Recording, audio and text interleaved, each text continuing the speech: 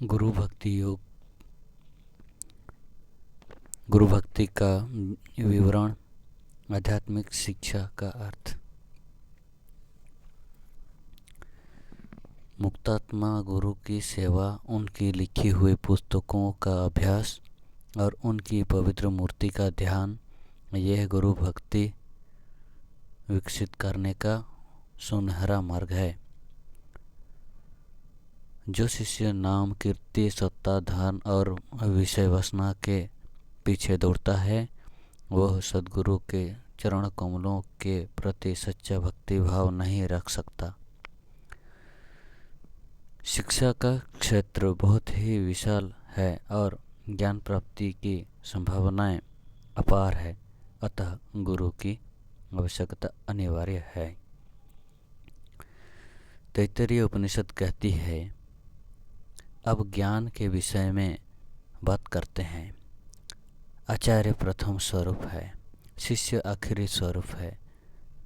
ज्ञान इन दोनों के बीच की कड़ी है और उपदेश वह मध्यम है जो यह समन्वय करता है। यह ज्ञान का क्षेत्र है।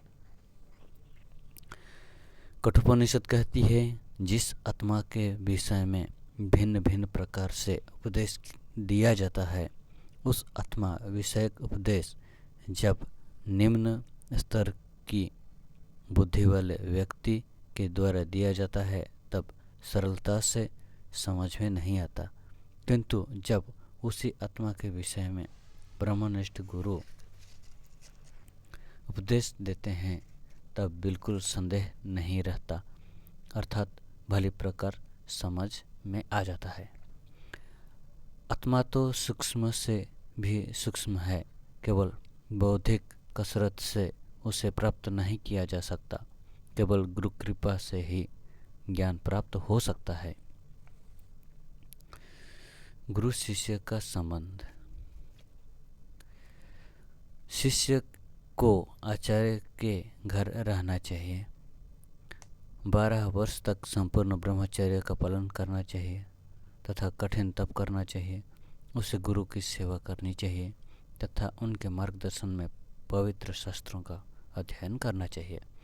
जो शिष्य को शिक्षा दे सके और स्वयं जो शिक्षा दें उसको अपने आचरण में भी ला सकें, वही गुरु हो सकते हैं। मनुष्य को जिस किसी को भी गुरु के रूप में स्वीकार नहीं कर लेना चाहिए।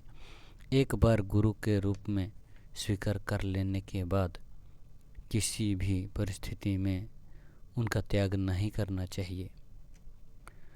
आत्मा साक्षात्कारी गुरु इस जमाने में सचमुच बहुत दुर्लभ है।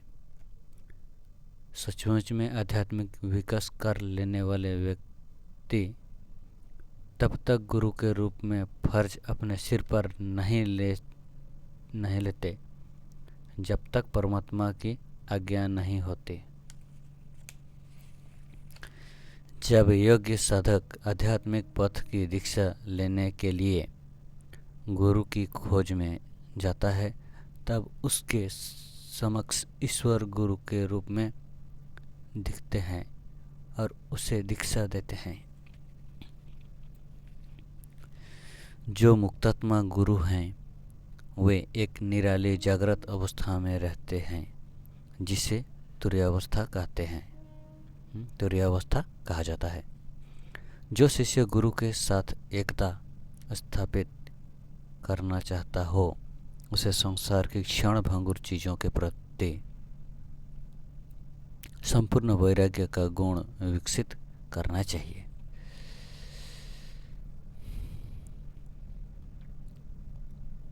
उच्चतर ज्ञान का मूल। जो उच्चतर ज्ञान चित्त में से निष्पन्न होता है वह विचारों के रूप में नहीं अपितु शक्ति के रूप में होता है। वह ज्ञान गुरु शिष्य के प्रति सीधे सीधे संक्रमित करते हैं। ऐसे गुरु चित्त शक्ति के साथ एक रूप होते हैं। ईश्वर साक्षात्कार केवल सर्व प्रयत्न से ही नहीं हो सकता, उसके लिए गुरु कृपा अत्यंत आवश्यक है। शिष्य जब उच्चतर दीक्षा के योग्य बनता है तब गुरु स्वयं ही उसे योग के रहस्यों की दीक्षा देते हैं। गुरु श्रद्धा पर्वतों को हिला सकती है, गुरु कृपा चमत्कार कर सकती है। हे वीर, निसंशय होकर आगे बढ़ो। परमात्मा के साथ एक रूप बने हुए महान आध्यात्मिक पुरुष की जो सेवा करता है वह संसार के कीचड़ को पार कर जाता है। अगर आप सांसारिक मनोवृत्ति वाले लोगों की सेवा करेंगे तो आपको सांसारिक लोगों के गुण मिलेंगे।